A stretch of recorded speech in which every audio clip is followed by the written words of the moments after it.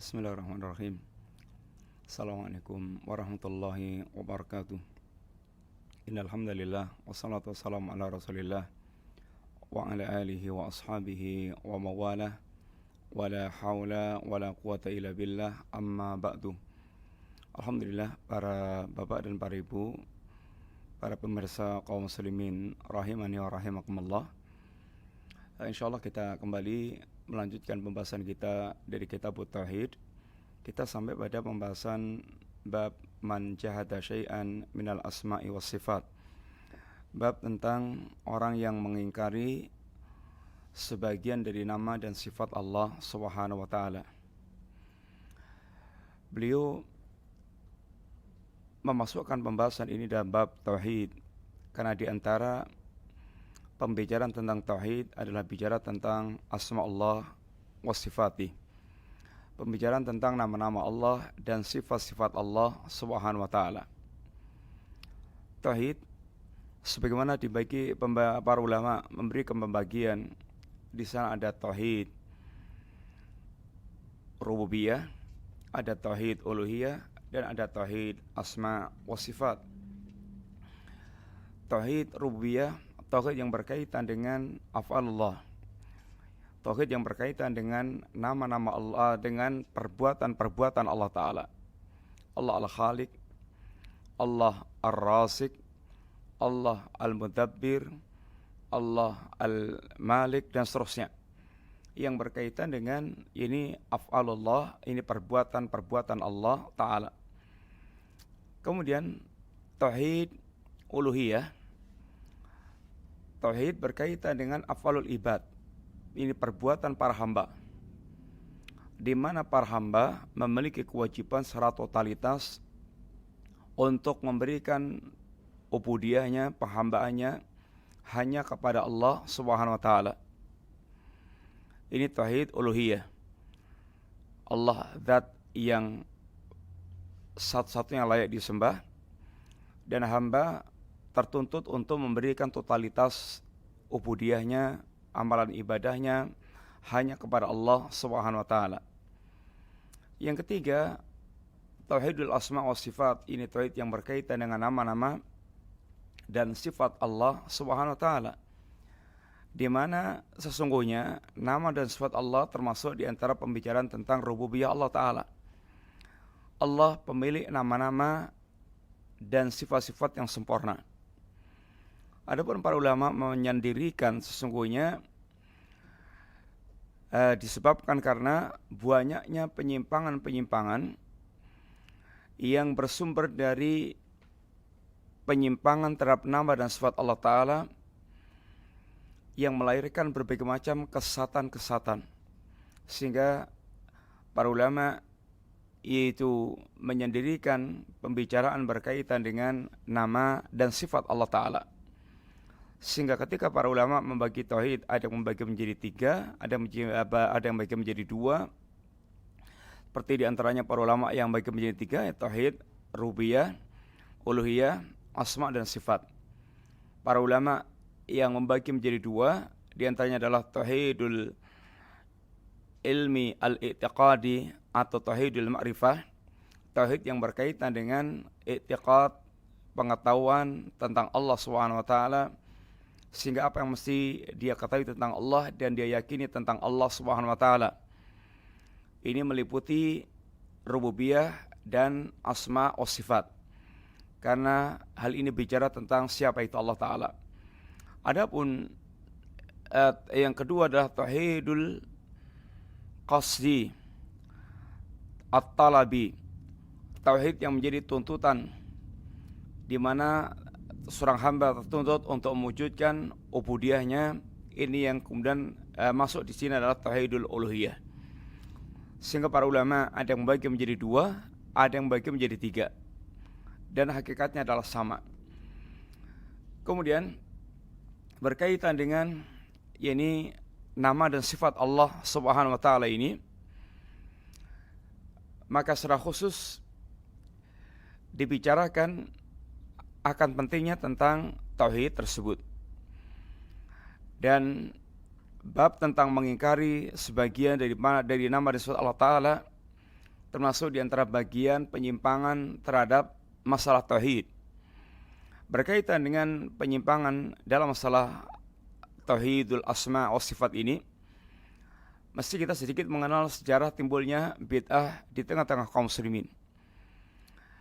Bid'ah yang pertama kali muncul adalah bid'ah Khawarij, yaitu di akhir kekhilafan Utsman bin Affan, di mana terbunuhnya Utsman bin Affan, maka Muawiyah bin Abi Sufyan yang menjadi walinya Utsman bin Affan ini menuntut darah para pembunuh Utsman, sehingga Muawiyah bin Abi Sufyan saat itu belum membaiat kepada Ali bin Abi Thalib. Tuntutannya kecuali setelah dia menyelesaikan urusan darah Utsman, ditangkapnya para pembunuh Utsman. Yang sampai kemudian yang adapun Ali bin Abi Thalib, beliau beristihad dengan istihadnya dengan pertimbangan bahwasanya kuatnya para pemberontak pembunuh Utsman bin Affan, maka istihad Ali bin Abi Thalib yaitu menunda menangkap mereka karena bisa menjadi masalah sangat penting. Perbedaan istihad antara Muawiyah dan Ali bin Abi Thalib sampai menimbulkan yaitu peperangan yang dikenal dengan perang Siffin, perang antara Ali bin Abi Thalib dan Muawiyah bin Abi Sufyan sebagai walinya Utsman. Kemudian akhirnya sempat bersepakat keduanya ketika mengutus hakim dari pihak Ali yaitu Abu Musa al-Asy'ari, hakim dari pihak Muawiyah Amr bin As. Keduanya bersepakat, keduanya bertahkim dan bersepakat mewakili dua kelompok besar ini. Kesepakatan kedua hakim ini membuat sebagian pendukung Ali kemudian yaitu justru mengkafirkan Ali bin Abi Thalib, keluar, sehingga dikatakan Khawarij ini khuruj anil hukam, ini keluar dari penguasa yang ada, karena dianggapnya bertahkimnya dua kelompok ini atau dua hakim ini, Ali telah berhakim dengan manusia, dan barang siapa yang bertahkim atau berhukum dengan hukum manusia maka dia kafir. Maka surga yang paling terkenal di kalangan Khawarij adalah wa man lam yahkum bima anzalallah faulaika humul kafirun. Barang siapa yang berhukum, yang tidak berhukum dengan hukum Allah, maka dia kafir. Akhirnya Khawarij yaitu justru mengkafirkan Ali bin Abi Thalib dan sampai pada tingkat ini membunuh Ali bin Abi Thalib. Di antara ini orang Khawarij yang membunuh Ali adalah Ibnu Muljam. Kemudian ketika muncul bid'ah Khawarij yang memberontak Ali bin Abi Thalib ini, maka atau yang mengkafirkan Ali bin Abi Thalib, maka muncul lawannya.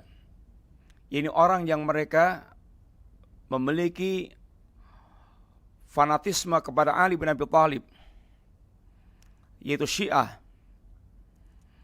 bid'ah Syiah.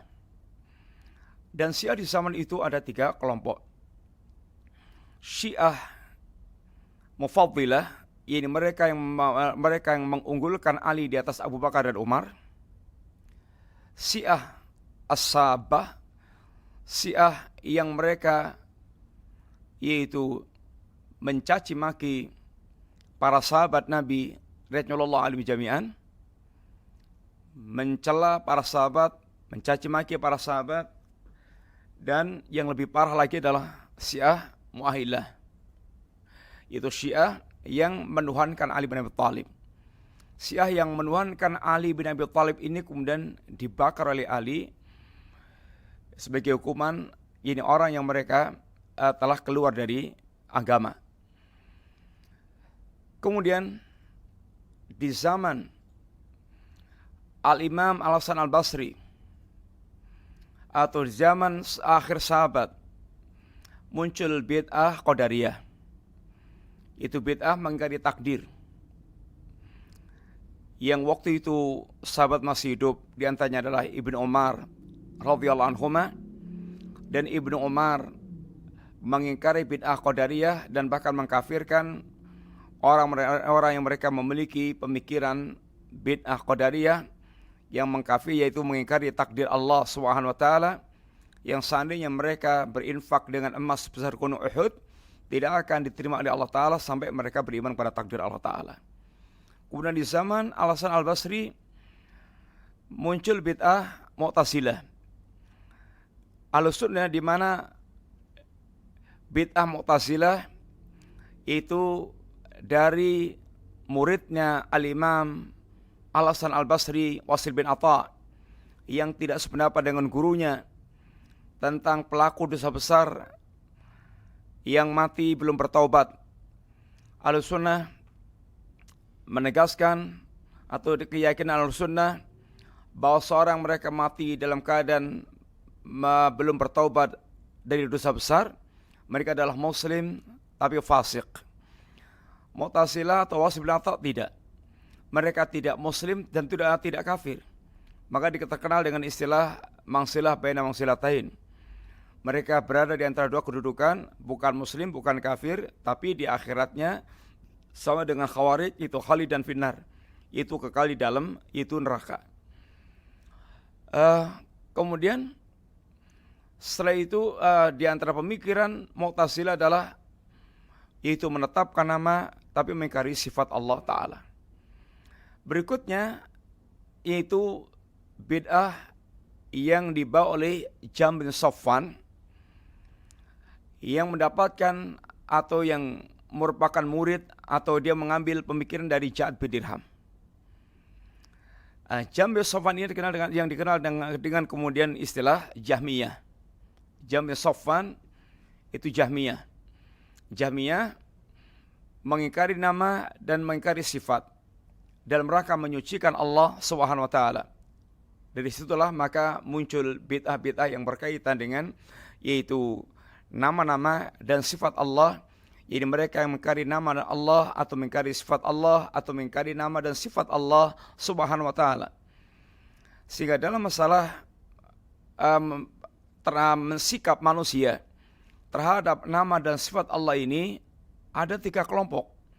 Kelompok yang pertama mereka yang ghulu, yang mereka menetapkan nama dan sifat tetapi sampai pada tingkat menyerupakan Allah dengan makhluk, sampai menetapkan untuk Allah yang tidak ada pada sifat Allah Ta'ala. Seperti mereka yang menetapkan Allah punya anak, Allah mengambil anak. Wa qalatil yahud Uzair ibn Allah, wa qalatil nasara ini Isa ibn Allah. Orang Yahudi mengatakan Uzair anak Allah, orang Nasrani mengatakan Isa adalah anak Allah. Dan Allah menyucikan dirinya, lam yalid wa lam yulad wa lam yakul lahu kufuwan ahad. Allah sama sekali tidak melahirkan dan dilahirkan, dan Allah tidak sama dengan apapun di kalangan para makhluk ini. Ini kelompok yang ghulu, yang mereka menetapkan nama dan sifat Allah sampai menyerupakan Allah dengan makhluk atau menetapkan untuk Allah sifat-sifat yang tidak pernah ada pada Allah Ta'ala. Yang kedua, orang mereka mengingkari nama dan sifat Allah Ta'ala. Pengingkarannya itu baik total maupun sebagian. Sebagaimana Jahmiyah, Mu'tazilah, kemudian Asy'ariyah, mereka mengingkari nama dan sifat Allah Ta'ala, ada yang total, ada yang sebagian. Kemudian yang ketiga, Ahlussunnah, ini mereka yang menetapkan semua nama dan sifat Allah Subhanahu wa taala sebagaimana tertera dalam Al-Qur'an dan As-Sunnah tanpa melakukan tamsil, tanpa melakukan penyerupaan dengan para makhluk, tanpa melakukan tahrif, yaitu menyimpangkan kepada makna yang tidak dikehendaki dari nama dan sifat Allah Ta'ala, tanpa melakukan takyif, menggambarkan tentang bagaimananya sifat Allah dan tanpa melakukan ta'til, yaitu penolakan terhadap nama dan sifat Allah Ta'ala. Inilah golongan yang lurus, golongan Ahlussunnah wal Jamaah yang benar dalam mengimani nama dan sifat Allah Subhanahu wa Ta'ala. Kemudian penyimpangan terhadap nama dan sifat Allah ini biasanya berangkat dari mereka mengikuti ayat-ayat mutasyabihat dan tidak mengikuti ayat-ayat yang muhkamat. Allah Subhanahu wa Ta'ala menurunkan Al-Quran ini, ada sebagian ayat yang dikatakan ayat muhkamat, itulah induknya ayat-ayat, ayat yang jelas, yang gamblang, yang tidak memiliki multi tafsir. Kemudian ayat yang mutasyabihat, ayat yang ini memiliki multi makna dan bisa orang bermain dengan ayat mutasyabihat tersebut untuk membenarkan hawa nafsunya. Rata-rata ahlul bid'ah, ahlul ahwa, mereka bermain dengan ayat mutasyabihat sehingga mereka mengikuti ayat-ayat mutasyabihat dalam rangka untuk menimbulkan fitnah atau dalam rangka untuk membenarkan ini klaim hawa nafsu mereka. Sebagaimana Allah katakan, huwallazi anzala 'alaikal kitaba minhu ayatun muhkamatun hunna ummul kitab wa ukharu mutasyabihat fa ammal ladzina fi qulubihim zayghun fayattabi'una ma tashabba minhu ibtighal fitnah wa ibtigha ta'wili.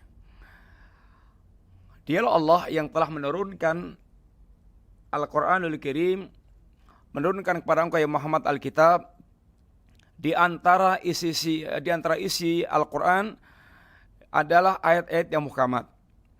Ayat ini merupakan induk dari Al-Quran, induk dari ayat-ayat yang ada. Yang lainnya mutasyabihat. Yang mutasyabihat ini wajib kembali kepada yaitu ayat yang muhkamat. Sehingga muhkamat dikatakan hunna umul kitab, induk, karena tempat kembalinya seluruh ayat-ayat Al-Quran yang lainnya. Adapun orang mereka artinya menyimpang, mereka mengikuti ayat yang mutasyabihat dalam rangka untuk menimbulkan fitnah dan dalam rangka untuk mencari-cari takwil yang sesuai dengan ini hawa nafsu ini mereka. Orang yang mereka mengingkari nama dan sifat Allah Subhanahu wa Ta'ala, ada yang sifatnya atau yang bentuknya itu mengingkari takdzib. Ingkaru takdzib itu mengingkari dengan mendustakan nama dan sifat Allah Ta'ala. Ini adalah pengingkaran yang menjadikan dia kufur. Mengingkari, jelas-jelas mengingkari apa yang Allah Subhanahu wa Ta'ala itu telah tegaskan dalam Al-Quran dan As-Sunnah. Yang kedua, pengingkaran dalam bentuk takwil. Itu dia mentakwil ayat dan mentakwil nama dan sifat Allah yang telah tertera di dalam Al-Quranul Karim. Yang mentakwil ini, ada yang mentakwil itu karena ada sisi bahasanya dan ada yang tidak ada sisi bahasanya. Ini adalah semuanya adalah penyimpangan. Mari kita lihat sekarang berkaitan dengan bab yang kita sedang bahas ini, ayat-ayat yang beliau bawakan di dalam bab tentang man jahada syai'an minal asma'i was sifat. Orang yang mereka menentang sebagian dari nama dan sifat Allah Subhanahu wa Ta'ala. Yang pertama firman Allah Ta'ala yang beliau bawakan adalah wa hum yakfuruna birrahman. Mereka mengingkari nama Allah Ar-Rahman. Qul huwa rabbi la ilaha illa huwa alaihi tawakkaltu wa ilaihi matab. Katakanlah Ar-Rahman itu adalah Rabbku yang tidak ada sembahan yang hak kecuali Dia. Kepada Allah lah aku bertawakal dan hanya kepada Allah kami ini kembali. Ayat ini adalah ayat yang berkaitan dengan orang-orang musyrikin yang mengingkari Allah Ar-Rahman. Ketika Rasulullah SAW menyebut ini Ar-Rahman Ar-Rahim, maka mereka mengingkari ini nama Allah Ar-Rahman. Sehingga orang yang mereka itu mengingkari nama dan sifat Allah Ta'ala, itu memiliki pemikiran sebagaimana orang-orang musyrik. Asalnya mereka yang mengingkari sifat-sifat Allah, nama-nama Allah adalah orang musyrik. Sehingga orang-orang yang mereka mengingkari nama dan sifat Allah, mereka meniru perbuatan orang-orang musyrikin. Meniru perbuatan orang-orang musyrikin. Sehingga ayat ini memberikan faedah bagi kita bahwa mengingkari, membantah sebagian dari nama dan sifat Allah adalah kekafiran. Karena adalah perbuatan orang-orang musyrikin yang mereka mengingkari ini nama Allah, ini Ar-Rahman. Dan wajibnya kita untuk mengimani semua nama-nama dan sifat Allah yang telah terangkan dalam Al-Quran maupun As-Sunnah. Kemudian wajibnya kita bertawakal kepada Allah, bertaubat kepada Allah, dan wajibnya kita mengikhlaskan ibadah hanya kepada Allah Subhanahu wa taala. Ini ayat yang beliau bawakan pertama. Kemudian dalam Sahih Bukhari berkata Ali bin Abi Thalib, "Hadithun nas bima ya'rifun. Aturiduna ayyukadzdzaballahu huwa rasuluh." Berbicaralah kepada manusia sesuai dengan kadar penangkapan akal mereka. Apakah kalian ingin seandainya Allah didustakan, Allah dan Rasulnya didustakan, karena mereka akalnya tidak nyanda, sehingga mereka mendustakan Allah dan Rasulnya Sallallahu Alaihi Wasallam? Apa yang disampaikan oleh Ali bin Abi Thalib adalah arahan kepada kita semuanya, agar kita berbicara kepada manusia sesuai dengan kadar pengetahuan mereka. Ini kadar akal mereka. Jangan bicara yang di luar kemampuan mereka. Dan bicara dengan manusia, menyampaikan ayat Al-Quran sebagaimana apa adanya adalah fitrah yang paling gampang untuk diterima oleh manusia.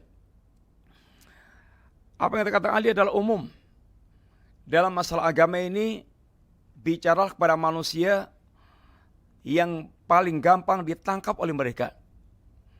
Dan itulah prinsip yang diajarkan oleh Nabi sallallahu alaihi wasallam, yassiru wala tu'assiru, mudahkanlah jangan kamu persulit. Termasuk diantaranya dalam masalah mengajar, dalam masalah bicaralah dengan ungkapan-ungkapan yang diterima, yang bisa lebih gampang diterima oleh mereka, sehingga mereka lebih gampang untuk yaitu menangkap dan kemudian mengimani dan melaksanakannya. Dan dengan bicara sesuatu yang rumit yang tidak dijangkau oleh akal mereka. Kemudian diriwayatkan oleh Abdul Razak dari Ma'mar dari Ibnu Tawus dari ayahnya dari Ibnu Abbas radhiyallahu anhuma, annahu ra'a rajulan, Ibnu Abbas melihat ada seorang in tanqadha lamma sami'a haditsan anin Nabi SAW fi sifat, di mana mereka ini merasa ketakutan, gemeteran, ketakutan ketika mendengar hadis Nabi tentang masalah sifat. Istingkaron lidzalik, sebagai bentuk pengingkaran tentang hadis Nabi berkaitan dengan sifat-sifat Allah Ta'ala. Faqala, maka berkata Ibnu Abbas, ma faraku haula, apa yang menyebabkan mereka ketakutan ketika mendengar hadis tentang sifat? Yajiduna riqqatan inda muhkami wa yahlikuna inda mutasyabih. Mereka mendapatkan kelembutan terhadap ayat-ayat yang muhkam dan mereka binasa dengan ayat-ayat yang mutasyabihat. Apa yang kata Ibnu Abbas ini? Bahwa di antara kebinasaan mereka adalah ketika menolak nama dan sifat Allah Ta'ala. Nama dan sifat Allah Ta'ala termasuk di antara perkara yang mesti dijelaskan, disampaikan, karena sesungguhnya ubudiyah kita sangat berkaitan dengan sejauh mana pemahaman kita tentang nama dan sifat Allah Ta'ala. Sebagaimana kata Imam Ibnu Qayyim, sesungguhnya justru orang yang paling sempurna ibadahnya, yang paling memahami nama atau yang beribadah kepada Allah dengan semua nama dan sifat Allah Ta'ala. Akmalun nasi ubudiyatan al-muta'abbid bijamil asma'i wa sifat allati yutali'u 'alal bashar. manusia yang paling sempurna ibadahnya, orang mereka beribadah kepada Allah dengan semua nama dan sifat Allah Ta'ala. Karena sungguhnya bicara tentang nama dan sifat Allah Ta'ala adalah sangat berkaitan dengan peningkatan kualitas ibadah kita kepada Allah Ta'ala. Karena setiap nama Allah mengandung sifat yang sempurna, dan sifat Allah dan setiap sifat Allah menuntut kita beribadah kepada Allah sesuai dengan kandungan yang ada dalam sifat tersebut. Sehingga orang paling faham, yang paling mengerti tentang semua nama dan sifat Allah adalah orang yang mereka paling berkualitas ibadahnya dan paling banyak bisa melakukan bentuk-bentuk ubudiyah kepada Allah Subhanahu wa taala. Karena setiap nama Allah mengandung sifat Allah yang menuntut kita beribadah kepada Allah sesuai dengan kandungan dari nama Allah tersebut. Sehingga orang apabila memahami 99 nama-nama Allah, dia akan memiliki ini kesempurnaan ubudiyah kepada Allah, karena dia paling mengerti bagaimana beribadah kepada Allah dengan setiap kandungan yang ada dalam nama dan sifat Allah Subhanahu wa taala ini tersebut. Kemudian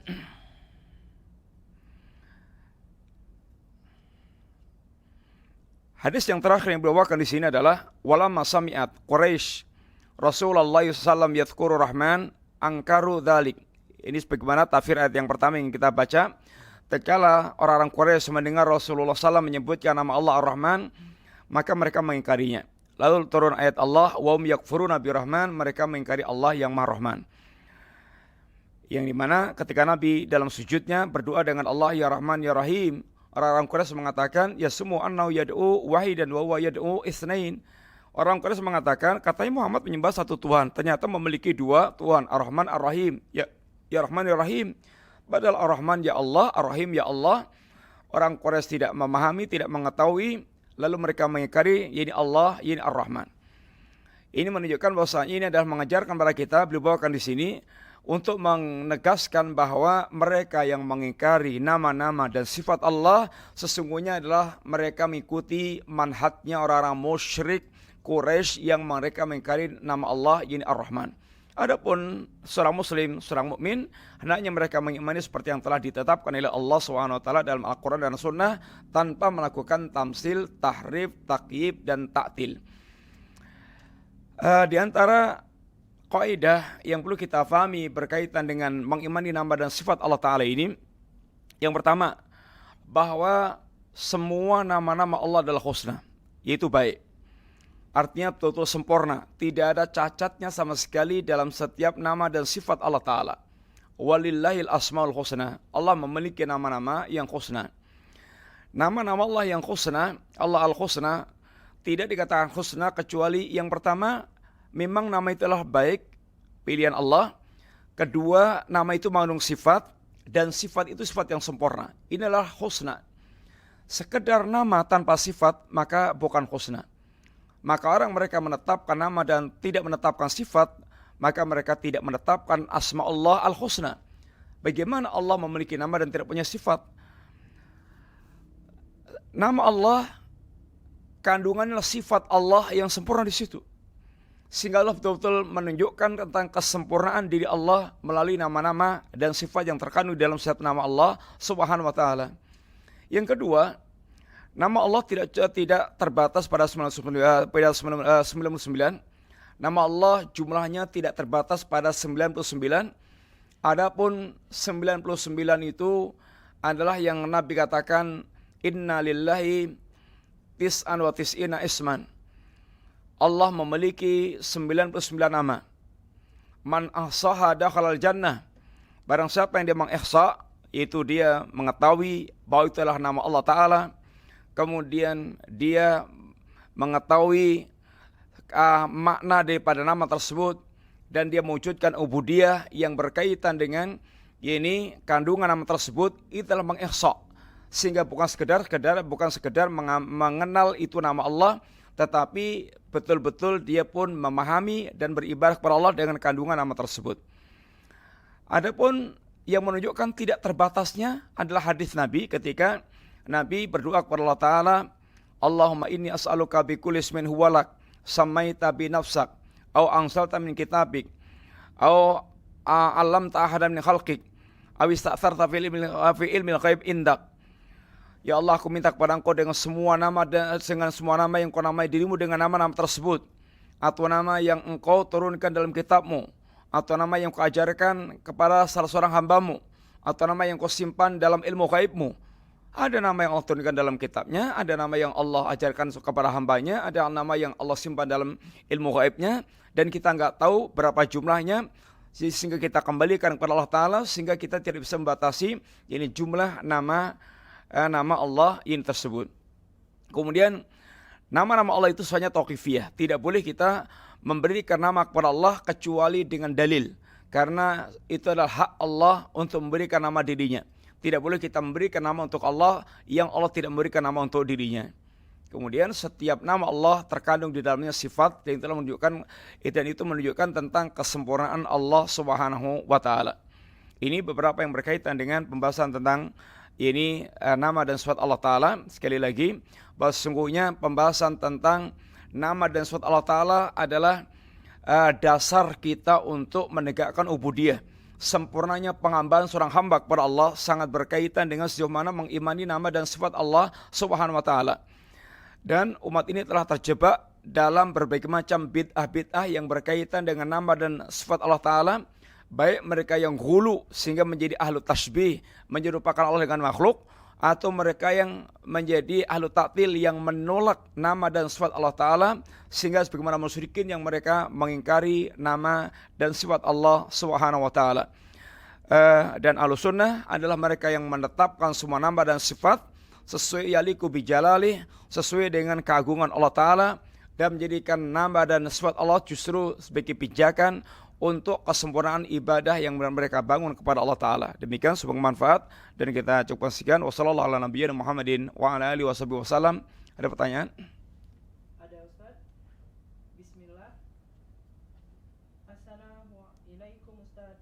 Izin bertanya, apakah tepat istiwanya Allah di atas arsy diartikan sebagai bersemayam?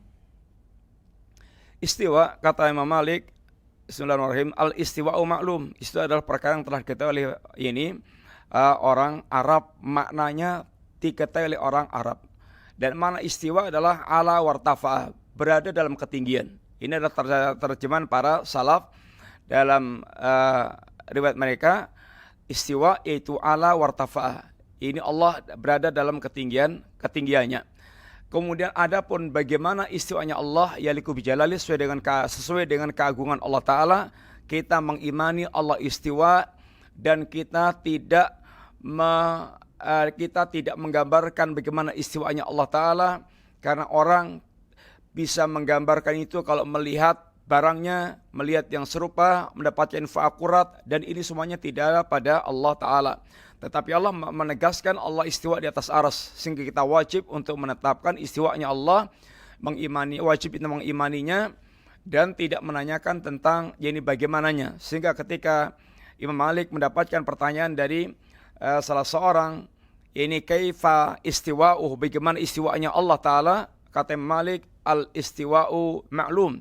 Istiwa itu telah jelas maknanya bagi orang Arab yang mereka tahu bahasa Arab. Istiwa maknanya adalah ini jelas, dan para salaf mengartikan dengan ala wartafa'a, ini dalam ketinggian Allah, dalam ketinggiannya.